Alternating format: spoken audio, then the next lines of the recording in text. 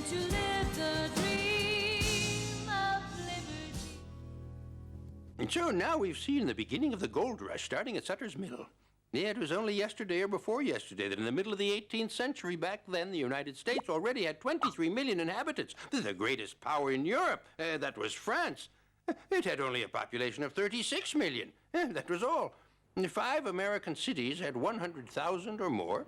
New York had 5,000 people already living between Washington Square and Union Square. Manhattan, Brooklyn, only a few country houses and difficult to get to. Chicago, about 10,000 people. Dallas, maximum of 300. No, there weren't many railroads. I was wondering, how come you don't speak about Indians anymore? Why? That's a good question. You never hear about them attacking wagon trains like in the movies.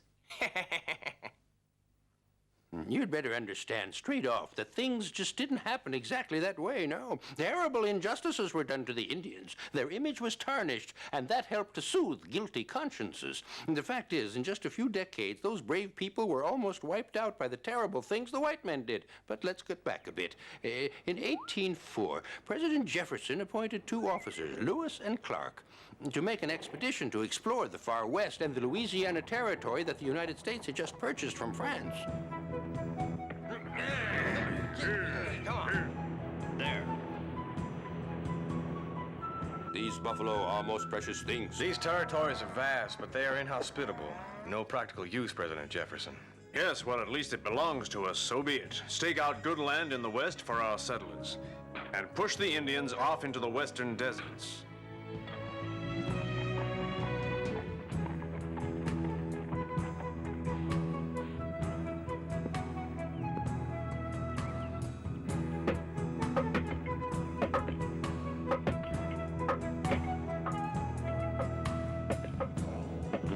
You on our land, you cut down our trees.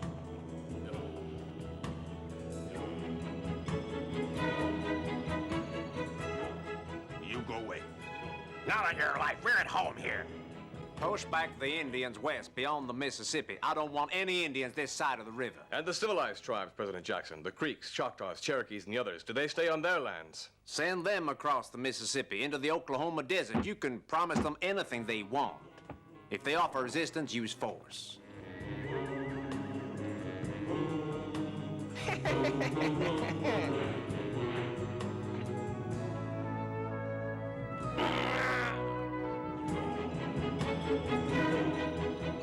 The Cherokee, they decided to obey, and they Americanized. And they built schools and churches. And craftsmen, farmers, they had 30 grain mills, 10 sawmills, 60 wheelwright workshops, 300 wagons, 700 looms. They had livestock breeders, and they had a herd of 22,000 head plus 8,000 horses, 46,000 pigs. Many thousand people were deported. You must move to lands better suited to your well-being, President Jackson had declared. Thousands of people died in the journey. It was promised that their new lands would be theirs as long as trees grew and streams flowed. A strange promise, and kept no more than the hundreds and hundreds of other treaties the white men signed with the Indians. But why did President Jackson dislike the Indians so much? Why is it that some people hate anyone who's different? I know it's a question I ask myself over and over again, my children. Why? The Indians were neither angels nor saints. They were just people. No doubt it's more reassuring to believe that our excesses, our incapacities are the fault of someone else. And when we murder and plunder those who are different, we have to go on debasing, humiliating them to justify ourselves. It is our manifest destiny to spread across this continent that divine providence has granted us. That is what was written in 1846 by a certain John O'Sullivan. This convenient theory would facilitate the conquest of Texas after the incident at the Alamo. Then New Mexico. Then California. Not forgetting, in the meantime, in 1846, Oregon, and just in time because very soon gold was discovered in the West. Gold! Hooray! But to tell it, we'll be needing a poet of the West, the great explorer, John Fremont. That's probably the highest point in the Rockies. I feel it in my bones. We're gonna climb.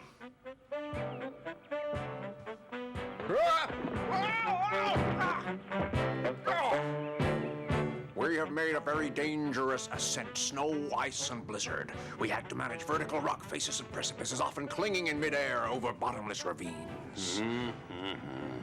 We will split into two groups. You'll go down along the riverbank, and my group will go down the rapids.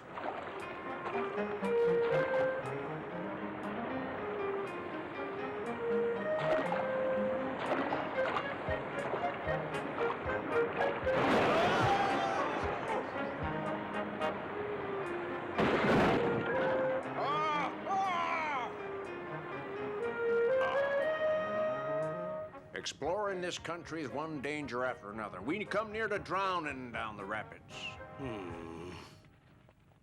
Latest news! Read the Fremont Report. Go west and find your fortune. Read all about the wild Get your adventures of Charles Washington Fremont. And that's how, after publishing Fremont's adventures, many thousands of covered wagons moved west. Yes, but you've seen all that. But with all that happening, what about the Indians? What else? The pioneers very soon spread over the territories given to the Indians for all time to live in peace and harmony, eh, man? Remember? For as long as trees grew and streams flowed. First, let's look to the Indians in the south, the feared Apaches and their chief, Cochise. At first, they got on well with the new Americans. He thought the settlers were different from the Mexicans who had treacherously killed his father and 4 brothers.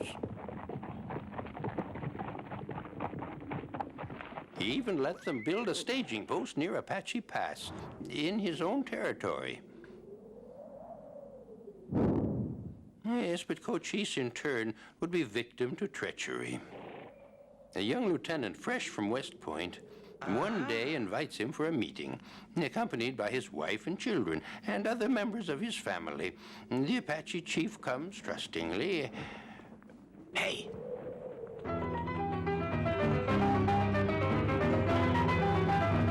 You Indians, stay where you are.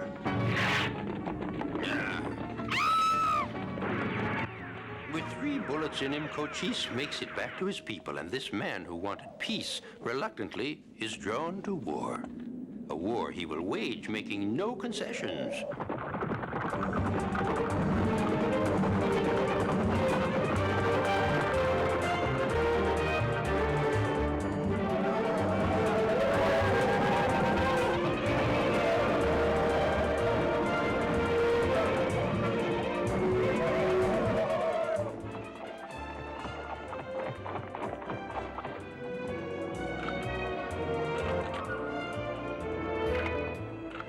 But the war between the states had just broken out. Cochise will go on fighting for 10 years, harassing travelers, prospectors, settlers.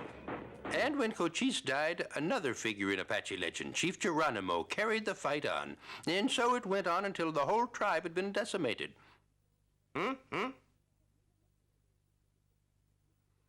Come, let's take a very good look at the map. This was Apache territory. This is Apache Pass, where the action I've been telling you about took place. Now let's take a look up north, to the lands of the Cheyenne and the Sioux. As with the Apaches, they too are proud people, independent, courageous in war. And the white man's corruption hardly touched them.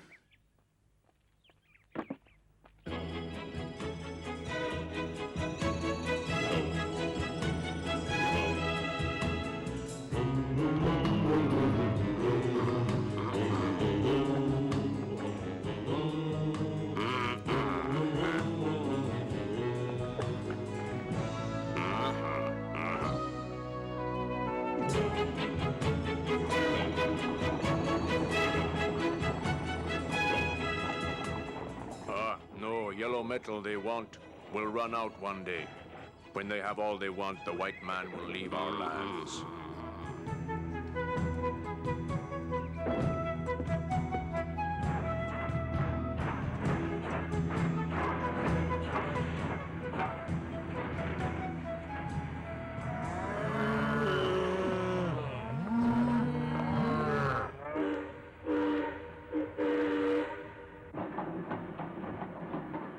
Quick, your money or your life.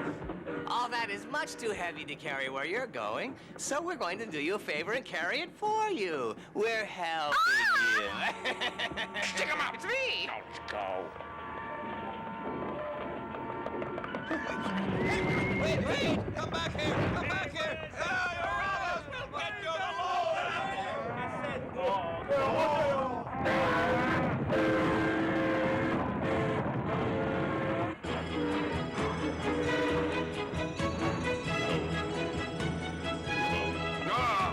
I'm going to report this to the president of the company. Thieves on the railroad car. For a symbolic price of $100, every settler received 64 hectares. And it mattered little if it happened to be on land granted to Indians by solemn treaty.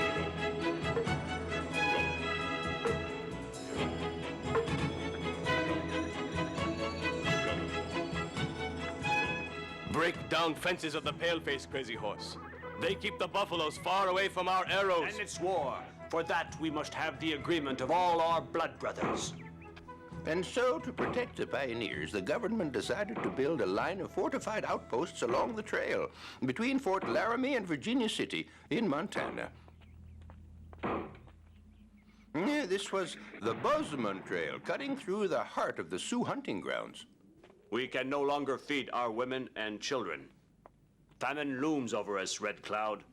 And now they build forts in our hunting grounds. They want to starve us. And then they will settle on our reservations, and we will be at their mercy. Remember Sand Creek? 300 Cheyennes massacred, and while under the protection of the American Army. Our Cheyenne friends who survived came to join us, and now they want vengeance, Red Cloud. We must break down walls and fences, attack all their forts. Listen to me, my brothers. When the great white father in Washington sent his chief soldier, he said he would just go through our land on their way to find yellow metal in the west, far beyond here. We kept our word with white man. He let snakes slither into our midst, and now the white man quietly settles and steals our lands, chasing the buffalo away and building forts. Red Cloud has spoken well. That is why I would rather die in battle than starve to death, my brothers. I say war.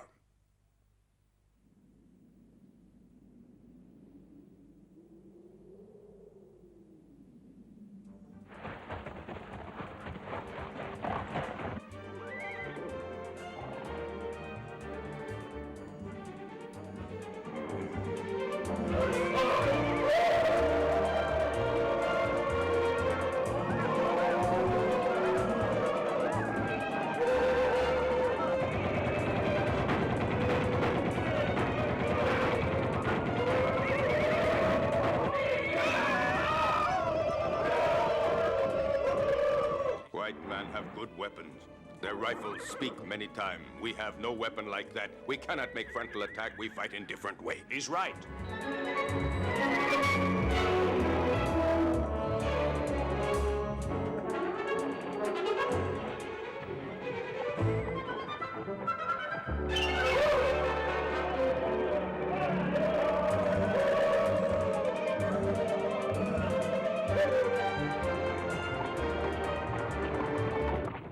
See, Miss Kitty, I told you your fears were all imaginary. Tonight we sleep at Fort Keeney.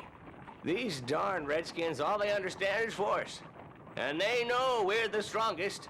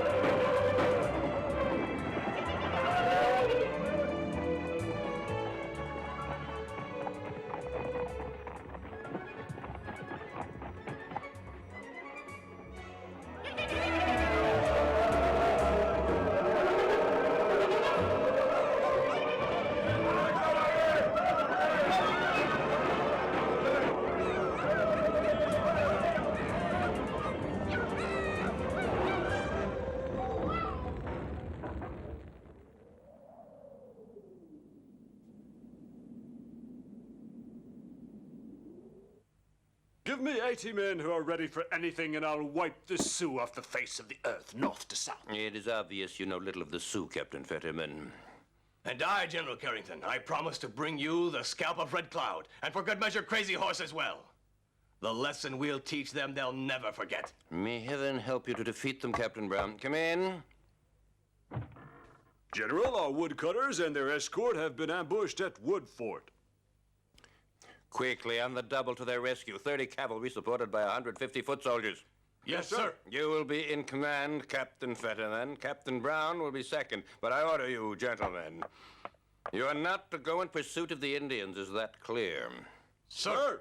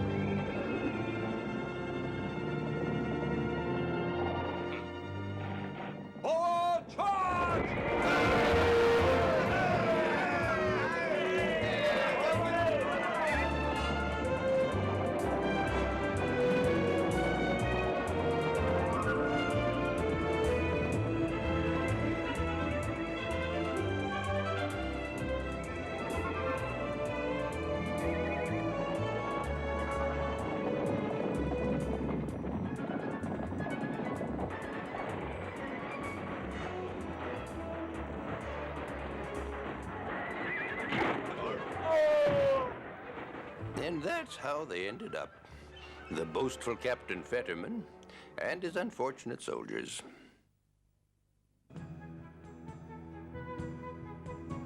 Entire Indian families were there, wives and children and the old folks, and all had to come to see the show, to see in action their brave warriors.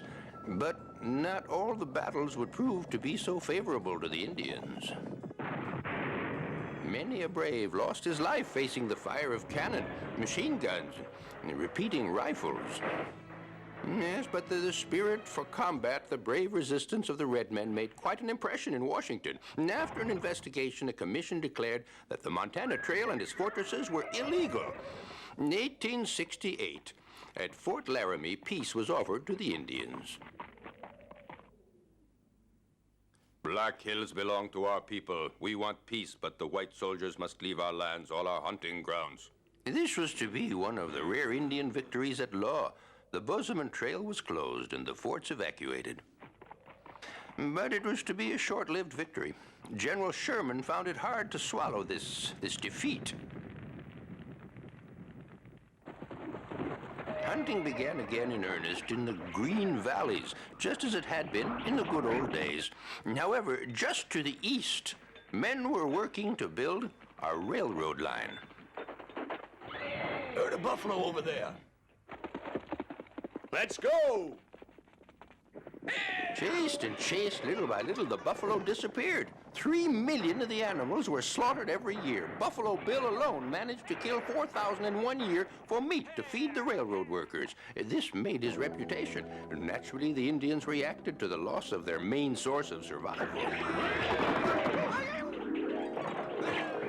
Yes, General Sherman. Splendid. Go on with it. I'm certain that killing buffaloes will do more to solve the Indian problem than 30 years of war have done. This should settle it once and for all.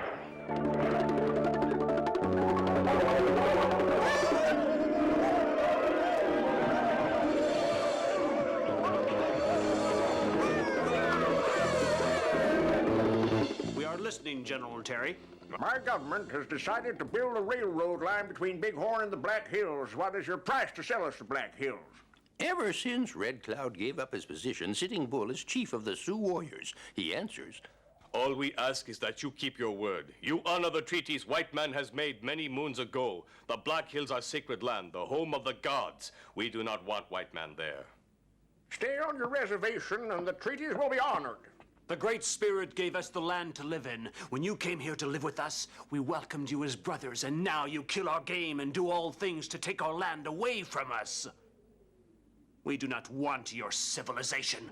We want to live as our fathers lived. Honor the treaties you signed with us and live in peace, or go back to that place you came from. You know our army is strong. We will consider any Indian who leaves his reservation a rebel who is guilty of a crime. He will be severely punished.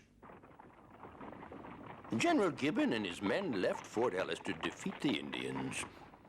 Under the watchful eye of General Terry, other troops would leave in turn from Fort Lincoln under the command of General Crook.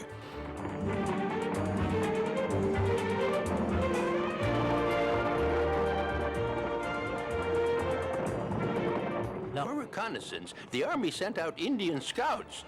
They were using them now.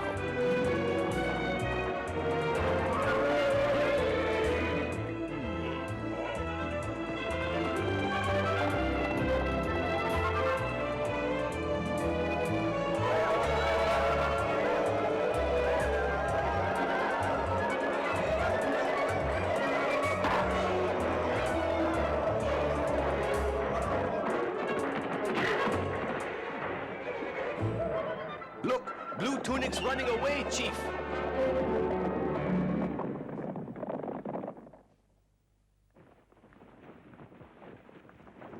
Colonel Custer with the 7th Cavalry Regiment, you will locate the rebel camp our scouts have discovered. With your men, you will surround the camp and act as backup when we begin the attack. Yes, General.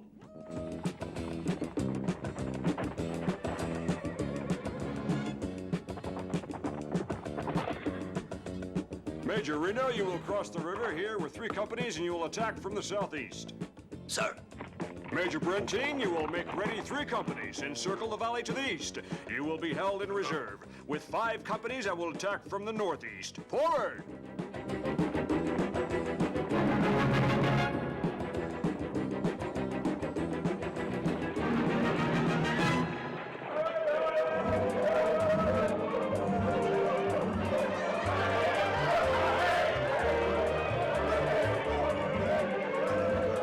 We will cut off their retreat.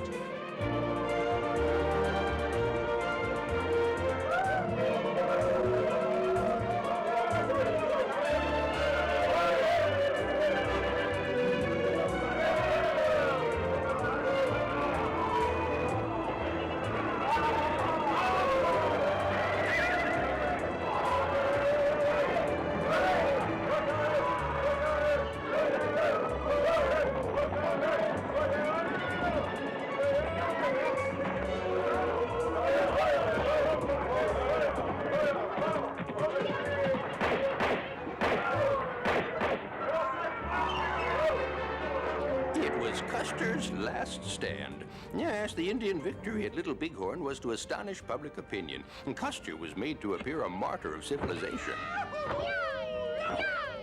And to think Custer, who had been called the Indian killer, had himself been killed by Indians. Well, now the war raged on, but without mercy. Destruction, pillage, burning to the ground of Indian villages, and before the crushing American superiority, many a chief bowed his head and returned to the reservation. Some few fought on still, stubbornly, like Crazy Horse. He had been offered for himself and his people a reservation in Buffalo country. Now, with no means to fight, in the end he accepted. I have no choice. I accept. But how does it all end? A few months later, they tried to put Crazy Horse in prison for some minor offense. Resisting arrest, he was stabbed by a soldier's bayonet. He was just 33 years old, and that was the end of a man who had been the greatest of war chiefs, the bravest of the braves. As for Sitting Bull and Gall, violating all the promises made to them, they were thrown in prison. Buffalo Bill arranged for their release to put them in his Wild West show. Gall refused. I am not circus dog. I will not be exhibited in public. Or they would continue a little sporadic resistance. There was Joseph, chief of the Nez Perce. He was a military genius who, in order to flee the reservation, had his people, men, women, and children, undertake a march of 2,700 kilometers in 100 days. Although he had won a number of battles against overwhelming opposition, in the end, he too had to admit defeat. Geronimo and his Apaches would go on waging memorable battles against soldiers. But by the end of the 1880s, all the Indian tribes would be settled on reservations under control of the Army. For the most part, reservations were an arid land, difficult to cultivate, no minerals. I suppose you could say that marked the end of Indian resistance. How many Indians were living there when Christopher Columbus came ashore? 1 million? 10 million? It's believed 250,000 remain in a territory ever shrinking away. Here, at the end of the 19th century. That these formidable, proud nations find themselves diminished as to be wards of the state living in poverty is something very hard to come to terms with, hard for people of good conscience to admit.